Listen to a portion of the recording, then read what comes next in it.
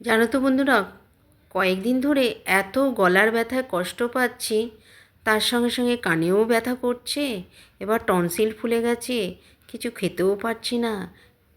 মানে প্রচণ্ড কষ্ট হচ্ছে, গার্গেল করছি তাতেও কিছু হচ্ছে না। ডাক্তার দেখিয়েছি, তো ডাক্তার অ্যান্টিবায়োটিক দিয়েছে, খাচ্ছি, তো একটু কম আছে। ডাক্তারবাবু বললেন যে আপনি সকাল সকাল স্নান করে নেবেন। তাই সমস্ত সকালে কাজ করে নিয়ে স্নান করে পুজো দিয়ে এবার ঘরের কাজে লেগে গেলাম।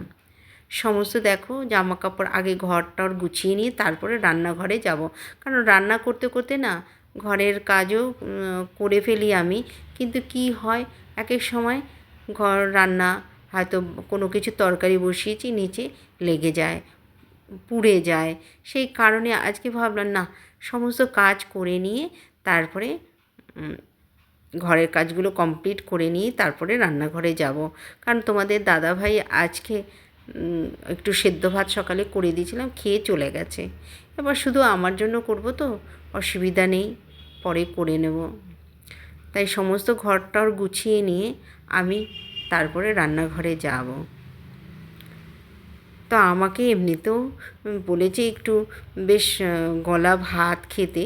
তো কয়েকদিন খুব খেয়েছি গলা ভাত, কিন্তু আর আজকে থেকে আর ইচ্ছে করছে না গলা ভাত খেতে। কার ভালো লাগে বলো? ভালো ভালো তরকারি টরকারি করে তারপর গলা ভাত, কদিন ডাল টাল দিয়ে একটু খেয়েছি, চটকে ভাতটাকে। কোনো দিন ফেনা ভাত করে খেয়েছি, খিচুড়ি করে খেয়েছি, কিন্তু আজকে ভাবছি একটু গরম গরম ভাত করে একটু চটকে খেয়ে নেব। সেই কারণে দেখো আমি সমস্ত রান্নাঘরও আমি স্নান করার আগে পরিষ্কার করতে পারিনি। তাড়াতাড়ি যেহেতু তাড়াতাড়ি স্নানটা করতে বলেছে, সেই কারণে তাই আমি একটু গোবিন্দভোগ চাল দিয়ে একটু খিচুড়ি, সব সবজি দিয়ে একটু খিচুড়ি করে খেয়ে নিয়েছি। এবার রাতের প্রস্তুতি, তোমাদের দাদাভাই বলে গেল রাত্রে একটু কুমড়ো ভাজা করো, তাই দেখো কুমড়ো নিয়ে বসে পড়লাম। কারণ বিকেলের রান্নাটা একটু তাড়াতাড়ি করে নিয়ে আমি, যাতে ঠান্ডার মধ্যে আর করতে না হয়, কারণ জল ঘাটলেই একটু ঠান্ডা লেগে যাচ্ছে। সেই কারণে